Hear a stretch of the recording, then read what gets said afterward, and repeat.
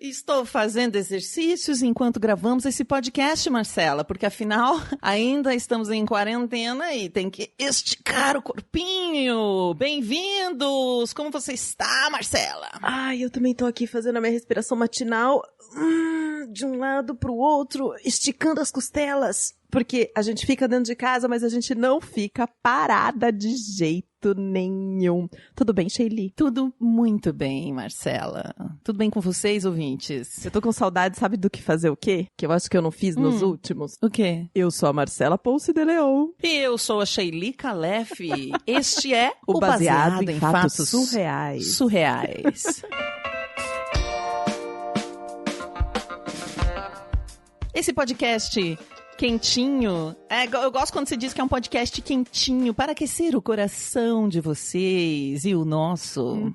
Aquecer o coração de todo mundo, porque esse projeto é um projeto que dependente, coletivo, ele faz parte, assim, do mundo todo, porque todo mundo pode colaborar. Você pode colaborar mandando sua história, você pode colaborar ouvindo o podcast, você pode colaborar indicando para outras pessoas. Nós temos a nossa editora que colabora, editando o programa toda semana. Eu e a Sheili, que a gente se dedica nessa leitura, escuta de histórias e vir aqui contar. Enfim, e Quem mais? Nossos apoiadores, exatamente. Palmas pra eles. Nossos apoiadores são pessoas maravilhosas como você, que fazem esse podcast chegar até o seu radinho há 4 anos. E quem são eles? Vou falar aqui. Quem são? Muito obrigada, Amanda Franco, Ana Terra Miranda, Arthur Pechebea, Gabriel Marreiros, Juliana Marques, Luísa Axé ou Axê. Bem-vinda, Luísa! Tenho dúvidas, manda pra mim como pronuncia corretamente seu sobrenome. Marta Batilli, Max Nunes, Michele Santos, Menegari, Pablo Cano Vasquez, Regina Cardoso Guimarães, Renata Cavalcante e Rodolfo Souza. E se você quer ter seu nome nesta lista maravilhosa, é só você entrar lá, bfsurreais.com.br/contribua. E você escolhe, você pode contribuir pelo PicPay, você pode contribuir pelo PayPal, você pode mandar um e-mail pra gente dizer o que você quer fazer. O importante é que você contribua para esse programa acontecer e chegar toda semana no radinho de várias pessoas. Isso. Dá para fazer contribuição recorrente, tipo todo mês uma graninha, ou uma contribuição única. Mas uma coisa muito importante para esse programa acontecer é que você mande a sua história pra gente, porque aqui nós contamos a sua história como se fosse nossa. E para onde a pessoa deve mandar a história, Marcela? Ela deve mandar a história que pode ser em texto, pode ser em áudio, pode ser até um vídeo. Para bfsurreais@gmail.com. Não anotou? Quer que eu fale de novo?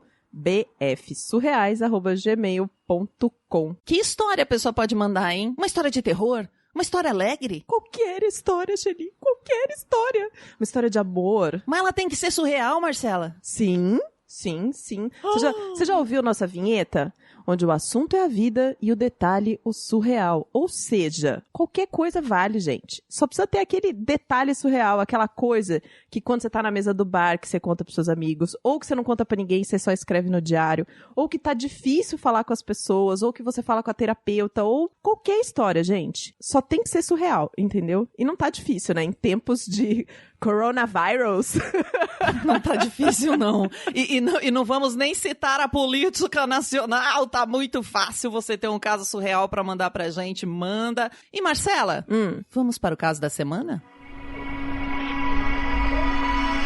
Baseado em fatos surreais. Histórias de mulheres como nós. Compartilhadas com empatia, intimidade e leveza. Onde o assunto é a vida e o detalhe surreal. Faz uns 10 anos, mais ou menos, que essa história aconteceu. Eu tinha 18 anos na época. E eu morava num pequeno vilarejo, numa cidade na Europa. E eu me mudei para outro continente. Horas de viagem. E eu era uma imigrante. Eu queria tentar uma vida nova num país diferente, sabe? Num país que, inclusive, o clima é completamente diferente de onde eu vim. É um clima que tem mais sol, é um clima mais aberto, mais gostoso. Enfim, faz sol mais vezes no ano, sabe? E eu comecei essa vida nova nesse país. E eu nunca tinha trabalhado numa cidade grande, né? Essa cidade era bem maior do que a cidade que eu nasci. Ah, você nasceu no interior do Brasil? Não. Nasci no interior da Europa. num vilarejo. Super bonitinho. E aí eu viajei para um outro país. Né? Eu era imigrante num outro país. Tá. E eu não só não tinha experiência de trabalho em cidade grande, mas eu também não tinha experiência de trabalho nenhuma. Na verdade, eu nunca tinha trabalhado na vida aos 18 anos. Uau. E eu, como uma imigrante nessa cidade, e como sonho de todos os imigrantes que chegavam nessa cidade, eu queria arrumar um trabalho que não fosse um trabalho de garçonete, sabe? Se eu conseguisse um trabalho num escritório, seria o máximo. Só que achar trabalho em escritório, né, numa cidade que não é a sua, num país que não é o seu, com visto de estudante, não é muito fácil, sabe? Tem alguns países que eles te dão um visto de estudante e permitem você estudar e trabalhar, mas mesmo assim, normalmente o que você consegue é subemprego, né? Chegar no escritório não é tão simples assim. E além disso, eu só podia trabalhar 20 horas por semana, que é mais um dos fatores que contribuem para que ninguém empregue estudantes, né? Porque eles querem as pessoas que trabalhem 40 horas por semana, né? No final das contas. Ah, então você foi pra lá porque você queria estudar. E aí você ia aproveitar pra trabalhar pra se manter enquanto você tava lá. Isso. Bom, e aí o que eu resolvi fazer, né? Eu fiz um anúncio de trabalho num site. Só que eu dei uma incrementada nesse meu anúncio, assim. Eu disse... Quem nunca, né? Quem nunca, na necessidade, deu uma incrementada no currículo. Eu coloquei que eu tinha muita experiência como recepcionista, né? Só que, lembra, eu nunca tinha trabalhado. E na mesma noite, eu recebi um telefonema. Só que foi um telefonema muito esquisito. O cara que me ligou, ele falava umas coisas meio vago, assim, sabe? Ixi! Ele disse assim, eu tenho uma vaga de recepcionista. Só que eu preciso que a pessoa que venha trabalhar aqui tenha uma mente aberta, seja tolerante, sabe? Não tenha preconceitos, né? Que esteja disposta. Ai, o que será? Eu tava achando aquilo tudo bem esquisito, mas eu era nova, eu não tava entendendo direito o que ele tava falando, né? Porque ainda tinha a questão do idioma, né? E ele tinha um sotaque, assim, diferente. Mas mesmo assim, quando ele pediu pra que a gente se encontrasse numa cafeteria pra fazer a entrevista pessoalmente, né? Eu concordei. Afinal de contas, eu tava precisando trabalhar, então eu concordei. Agora imagina. Eu fui no outro dia, porque quando ele me ligou era de noite, eu me arrumei de manhã, empolgadinha, né, 18 anos, tal, peguei minha mochila, saí, coloquei lá uma calça jeans, uma blusa mais arrumadinha. Quando eu cheguei na cafeteria que ele pediu pra gente se encontrar, eu abri a porta, assim, a primeira pessoa que eu vi na cafeteria, e não era uma cafeteria pequena, foi esse cara, esse homem chinês, alto, gordo, vestindo um smoking completamente branco, com sapatos pretos brilhantes e um óculos de sol. Gente, saiu de um filme. Uma máfia alguma coisa. Você falou, meu Deus do céu, onde estou me enfiando? Um personagem de filme. E ele era o chefe. Bom, eu peguei um café com leite, sentei com ele na mesinha lá da cafeteria. As pessoas, tipo, deram uma olhada, assim, acharam aquele esquisito, né? Mas enfim.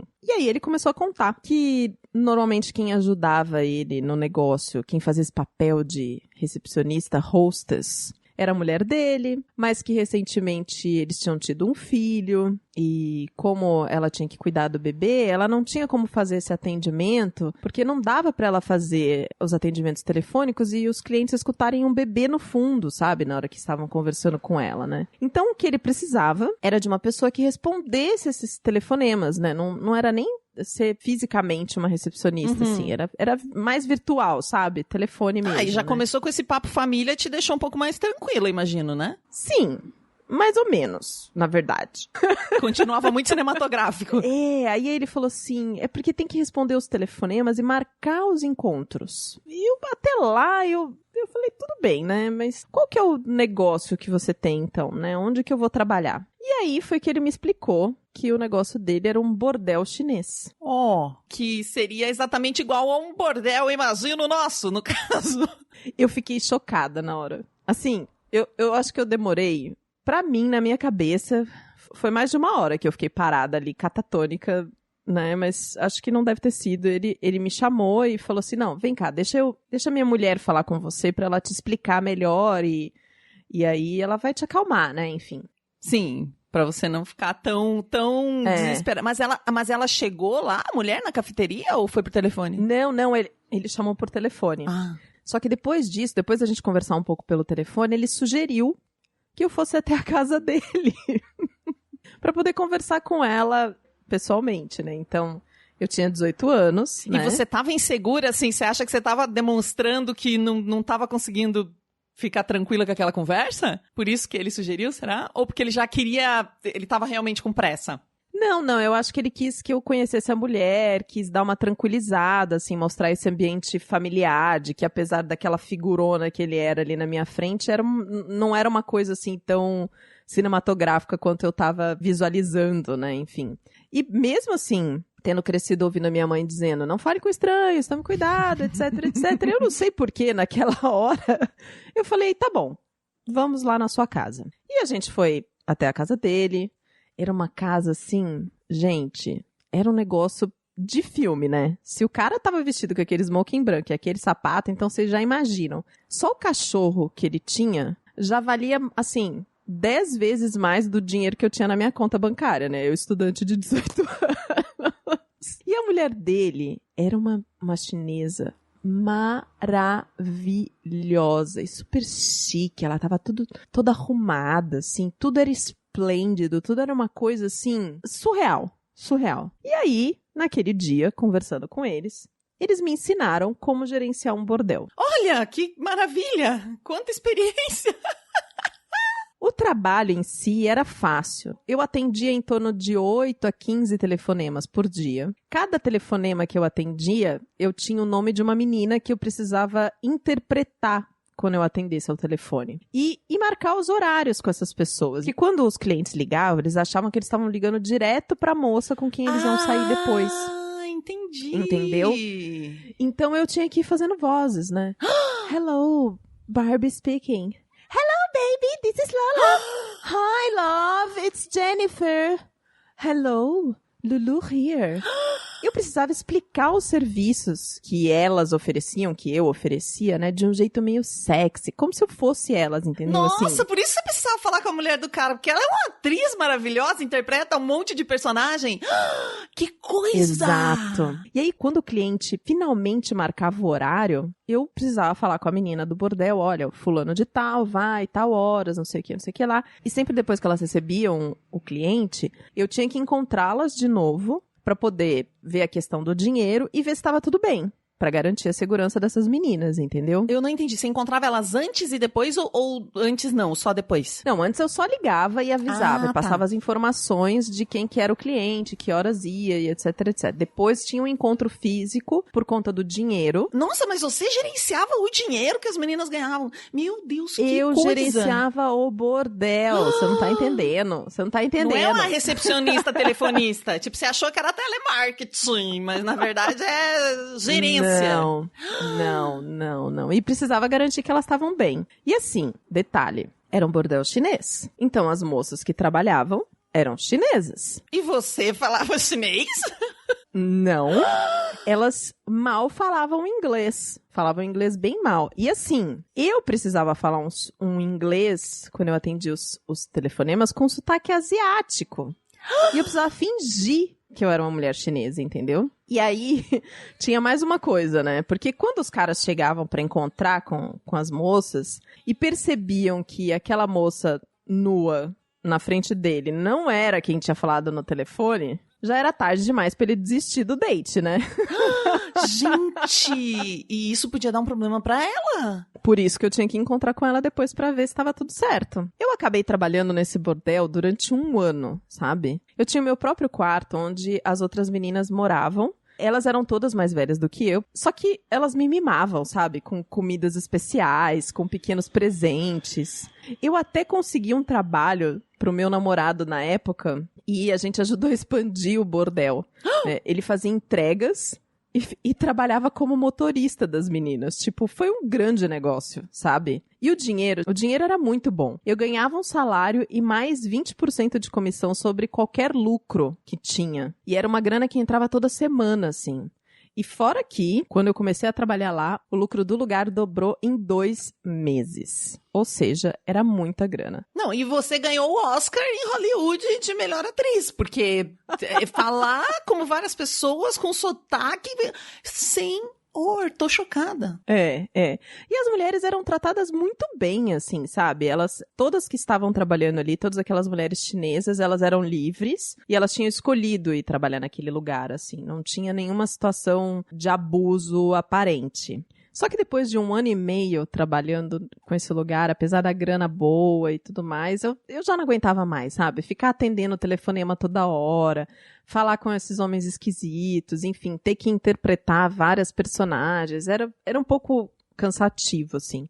E eu acabei largando. E eu não sei como, acabou que os outros donos de bordéis da cidade, as outras meninas que trabalhavam na cidade, escutaram falar de mim, sabe? Porque depois disso eu tive que trocar meu número de celular, sabe? Eles ficavam me ligando porque eles queriam que eu trabalhasse como recepcionista para eles. Porque todo mundo na cidade ficou sabendo da Lia, que foi a melhor recepcionista de bordel que aquela cidade já conheceu. E até hoje, 10 anos depois, ainda se ouve falar do meu trabalho.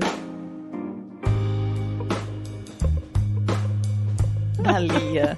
E ainda se ouviu falar do meu trabalho. Olha, eu preciso falar uma coisa sobre essa heroína que mandou essa história. Primeiro que eu achei uma fofura, porque ela não é brasileira, ela nunca estudou português. Ela me contou que namorou 3 brasileiros e ela aprendeu a falar português assim, e o e-mail dela tá escrito super bonitinho. Ah, mas ela mandou em português mesmo? Mandou em português Que mesmo a chique! história. Exato. Ela fez um pedido, assim, porque no país onde ela mora, ela já conheceu histórias de outras brasileiras lá, que não tiveram uma história tão simples assim. Simples no sentido de que ela não teve problemas, né? Que é muito comum quando você é imigrante, mulher em outro país, você acabar sofrendo algum tipo de abuso, algum tipo de decepção, enfim. Uhum.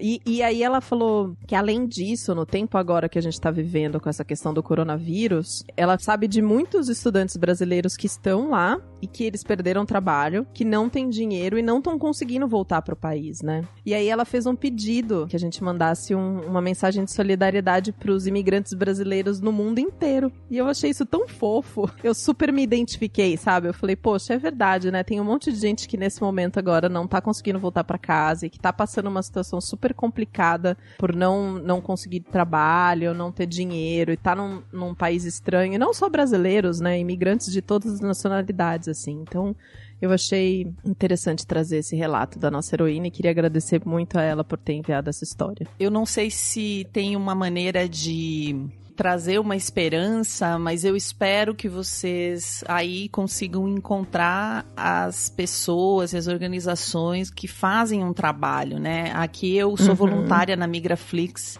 já fazem 5 anos, que é uma ONG que apoia imigrantes e refugiados que são de outros países e estão aqui no Brasil, e eles também estão sofrendo muito, porque alguns já tinham seus pequenos negócios, já tinham, ensinavam coisas que sabiam, né, como dança, alimentação, alguma comida do país. A Migraflix ajuda os refugiados a darem aulas, e eu vou lá para ajudar a dar aula. E essa semana eu dei uma aula de como eles fazem isso online, porque todos estavam fazendo isso no presencial, né?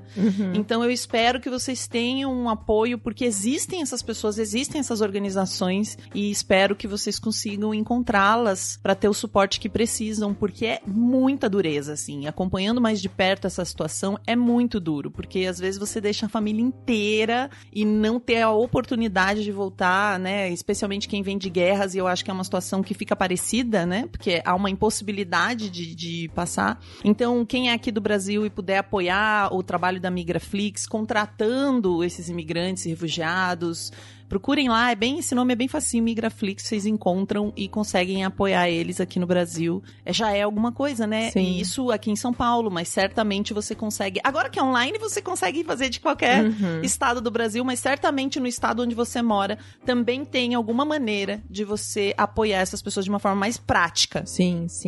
E uma outra coisa que eu fiquei pensando, né? A gente tá no meio do túnel dessa situação. A gente não chegou no fim do túnel ainda, a gente tá no meio dele, mas eu espero que a gente saia melhor. E aí ontem eu tava conversando com meu irmão, a gente tá gravando isso na segunda-feira, né, dia 27 de abril, então ontem domingo eu tava conversando com meu irmão que mora na Irlanda, e ele me disse que assistiu um programa com Siddhartha, que tem um trabalho super legal falando de sonhos, etc, e que ele disse que a gente chegou num momento agora aonde a gente vai precisar se entender como sistema, como todas as pessoas e a natureza e todas as coisas estão integrados, e que a gente precisa ajudar uns aos outros pra poder sair disso de verdade, entendeu? E que a gente vai sair disso melhor quando a gente criar essa consciência de cooperação, de que somos sociais, de que estamos todos juntos e etc. Eu achei muito lindo e trouxe mais um quentinho pro meu coração, sabe? Será que é o Siddhartha Ribeiro, o nosso cientista brasileiro?